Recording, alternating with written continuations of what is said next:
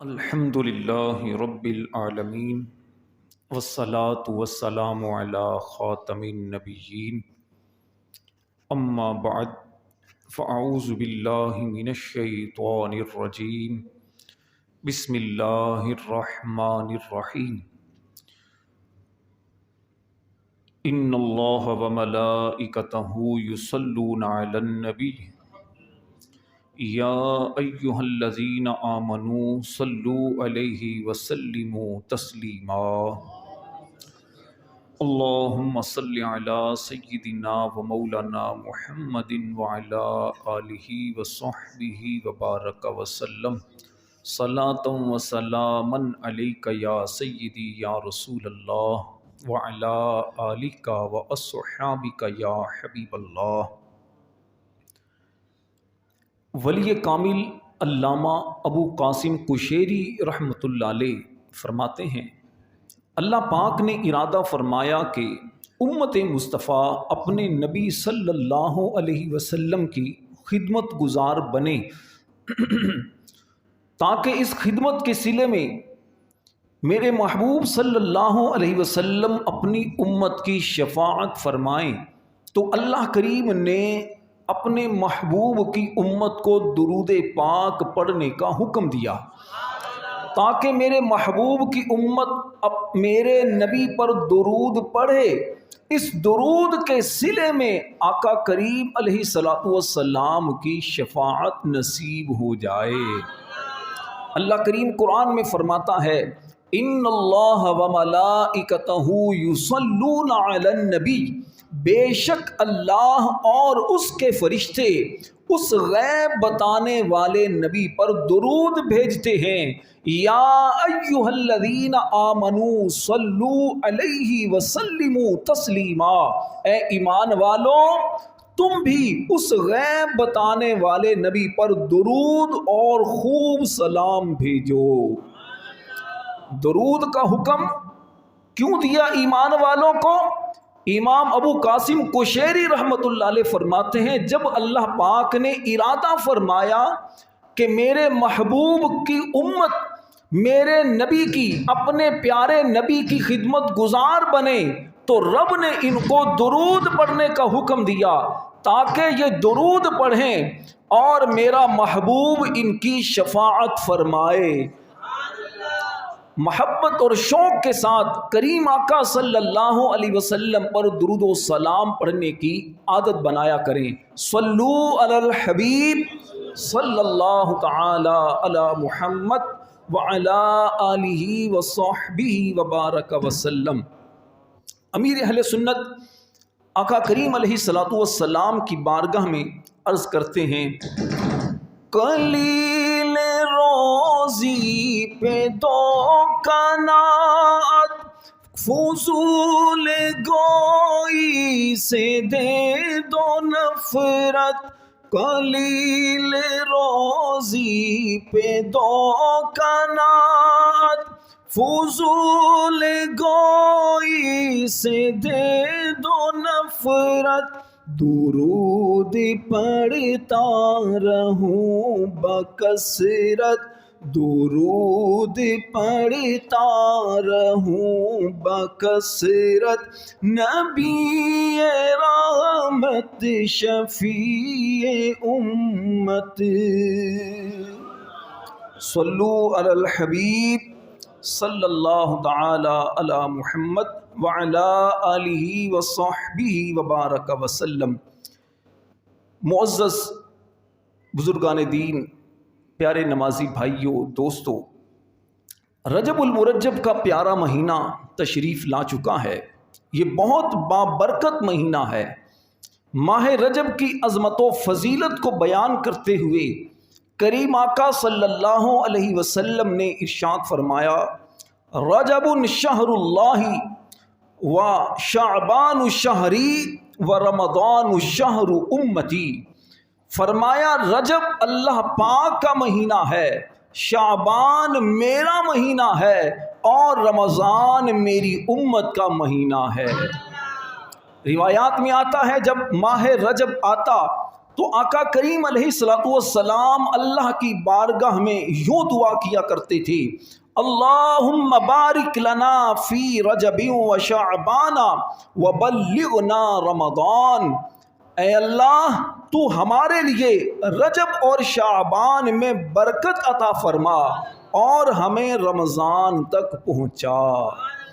جب جب یاد آئے نمازوں میں، نمازوں کے علاوہ اللہ کی بارگاہ میں دعا کیا کریں، مالک ہمیں ماہ رجب میں اپنی عبادت کا ذوق اور شوق عطا کرے، اللہ ہمیں گناہوں سے بچائے اور خیر و عافیت کے ساتھ ماہ رمضان کی برکتیں نصیب فرمائے۔ امیر اہل سنت فرماتے ہیں، خدا کی ہے عنایت ماہ رمضان آنے والا ہے، خدا کی ہے عنایت ماہ رمضان آنے والا ہے، ہوئی مولا کی رحمت ہے، ہوئی مولا کی رحمت ماہ رمضان آنے والا ہے، ہوئی مولا کی رحمت ماہ رمضان آنے والا ہے۔ ماہ رجب جب آتا ہے تو عاشقوں کے دل خوشی سے جھومنا شروع کر دیتے ہیں کہ اب رمضان آنے والا ہے، جس میں مسجدیں آباد ہو جائیں گی، قرآن کی تلاوت زیادہ ہو جائے گی، اللہ کی بارگاہ میں رجوع کی طرف لوگ مائل ہونا شروع ہو جائیں گے، مسجدوں میں رونق آ جائے گی، اللہ کی رحمتیں چھما چھم اس امت پر برسنا شروع ہو جائیں گی۔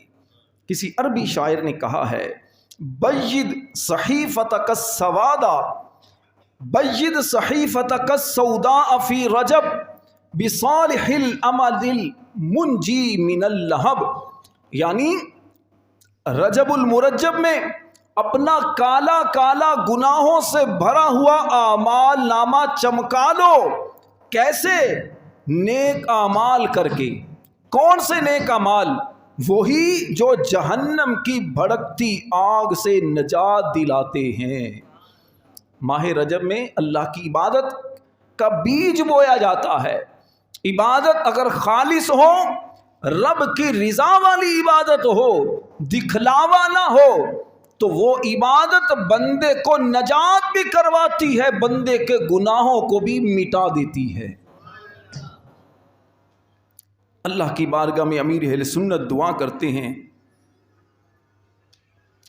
عبادت میں ریاضت میں تلاوت میں لگا دے دل، عبادت میں ریاضت میں تلاوت میں لگا دے دل، رجب کا واسطہ دیتا ہوں فرما دے کرم مولا، رجب کا واسطہ دیتا ہوں فرما دے کرم مولا، آمین یا رب العالمین۔ اللہ کریم قرآن مجید برہان رشید سورہ فاتحہ آیت نمبر 4 میں ارشاد فرماتا ہے، ایاک نعبد و ایاک نستعین، ہم تیری ہی عبادت کرتے ہیں اور تجھ ہی سے مدد چاہتے ہیں۔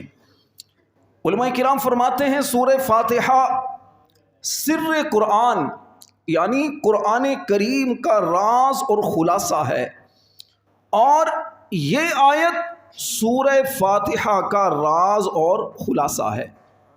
انسان سے بنیادی طور پر یہی مقصود ہوتا ہے، انسان کو رب نے پیدا کیوں کیا ہے؟ تاکہ بندہ اللہ کی اطاعت اور فرما برداری میں زندگی گزارے، حلال اختیار کرے، حرام سے بچے، رب کی عبادت کرے۔ یہ ہے انسان کی زندگی کا مقصد۔ اب انسان اگر اپنے اس مقصد کو حاصل کرنے کے لیے کوشش نہ کرے تو یقیناً اسے پوچھ گچھ ہوگی۔ قیامت والے دن بندے سے یہ نہیں پوچھا جائے گا کتنی عبادتیں کی، کتنی راتوں کو جاگ کر اللہ کی بارگاہ میں سجدے کیے، کتنی زیادہ نمازیں پڑھی، کتنا صدقہ و خیرات کیا۔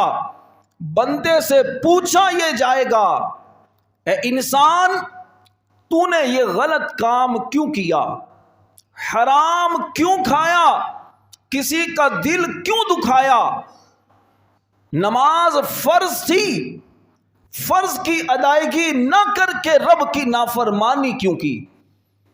گناہوں کے بارے میں پوچھا جائے گا کہ گناہ کیوں کیے تھے۔ نیکیوں پر تو جزا ملے گی، انعام ملے گا، تو بندے سے پوچھا جائے گا کہ یہ غلط کام کیوں کیا۔ تو انسان سمجھدار وہ ہے جس مقصد کے لیے اسے پیدا کیا گیا، اس مقصد کو پیش نظر رکھے۔ عبادت کا مطلب صرف یہ نہیں کہ بندہ مسجد میں بیٹھ کر قرآن پڑھتا رہے، نماز پڑھتا رہے، اللہ اللہ کرتا رہے۔ عبادت کا مفہوم بہت وسیع ہے۔ ہر وہ کام جسے اللہ کو راضی کرنے کے لیے کیا جائے، وہ کام رب کی رضا والا ہو، حرام کام نہ ہو، وہ عبادت اور ثواب کا کام ہے۔ اللہ کریم نے بہت ساری نعمتوں سے ہمیں نوازا ہے۔ ایسی نعمتیں ہیں کہ جن نعمتوں کو ہم نے مانگا نہیں، بن مانگے رب نے عطا کی ہیں۔ بہت ساری نعمتیں ایسی ہیں کہ جو ہمارے وہم و گمان میں بھی نہ تھی، رب نے عطا کر دی۔ بہت کچھ ہم اللہ سے مانگتے ہیں لیکن رب جانتا ہے یہ میرے بندے کے لیے اچھا نہیں، بہتر نہیں، رب نہیں دیتا۔ بندہ ناشکرا بن کر یہ شکوے کرنے لگتا ہے مجھے کیوں نہیں ملا۔ کچھ ہی عرصے بعد یہی بندہ کہتا ہے نہیں ملا، اچھا تھا۔ آپ نے کئی ایسے لوگوں کو دیکھا ہوگا کہ جن کے پاس بڑی بڑی گاڑیاں ہوتی ہیں، بڑے دولت والے ہوتے ہیں، وہ کہتے دل سے سکون نہیں ہے، زندگی سے سکون ختم ہو چکا ہے، وہ پریشان ہوتے ہیں، اور پھر آپ کہتے ہیں یار اس سے میں اچھا ہوں، ٹینشن تو نہیں ہے، اچھا کھاتا ہوں، کھا کر سکون کی زندگی گزار رہا ہوں۔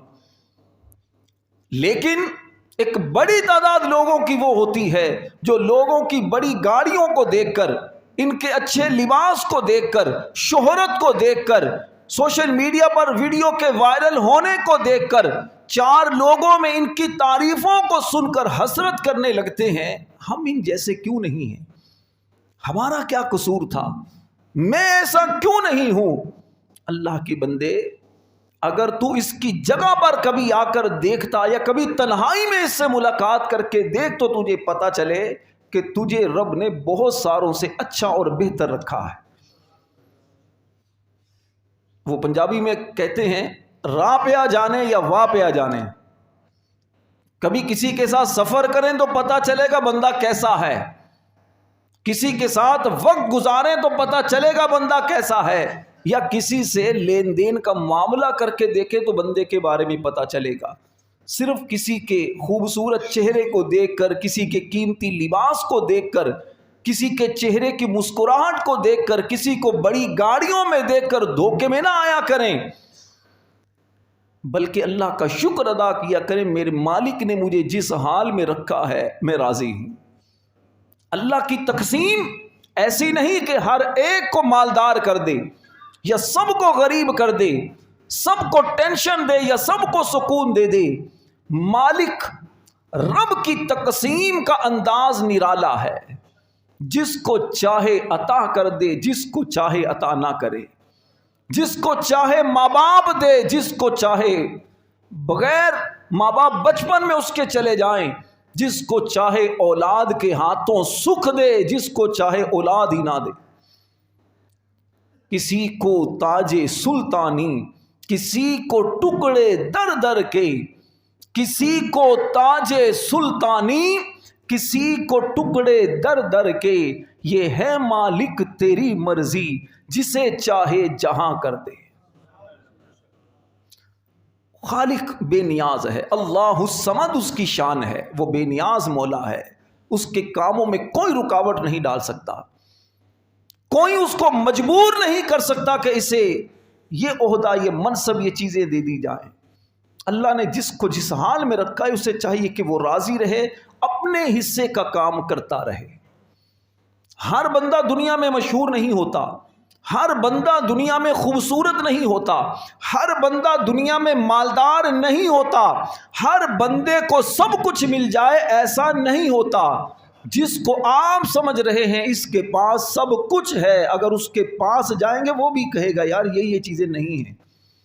سب کچھ چاہیے تو پھر ایسا کام کریں جس سے رب راضی ہو جائے۔ جب رب راضی ہوگا تو سب کچھ ملے گا، کہاں؟